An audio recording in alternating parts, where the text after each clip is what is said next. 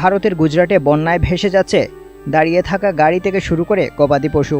সবচেয়ে বেশি ক্ষতিগ্রস্ত হয়েছে নবসারী এবং জুনাগড় এলাকা। সামাজিক যোগাযোগ মাধ্যমে ছড়িয়ে পড়া ভিডিওতে দেখা গেছে কোমর সমান পানি ডিঙিয়ে স্রোতের বিপরীতে কোনো রকমে নিরাপদ স্থানে পৌঁছানোর চেষ্টা করছে মানুষ। স্রোত এতই বেশি যে একটু অসাবধান হলেই মানুষকে ভাসিয়ে নিয়ে যাচ্ছে।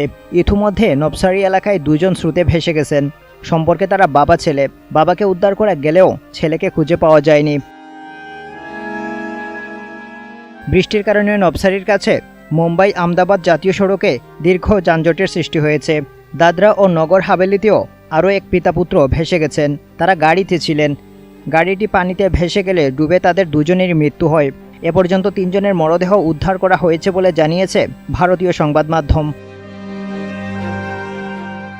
22 জুলাই দ্বারকা, ভাবনগর, তাপি, বারুচ, সুরাত এবং আমরেলি জেলায় অতি ভারী বৃষ্টি হয়েছে। ভারতের আবহাওয়া অধিদপ্তর জানিয়েছে আগামী 3 থেকে 4 দিন বৃষ্টি থামার কোনো সম্ভাবনা নেই। ফলে গুজরাটে বন্যা পরিস্থিতি আরও সংকটাপন্ন হতে পারে। 22 থেকে 26 জুলাই পর্যন্ত গুজরাট উপকূলীয় এলাকায় মৎস্যজীবীদের গতিবিধির ওপর নিষেধাজ্ঞা জারি করা হয়েছে। Afzal Hussain, ATN news.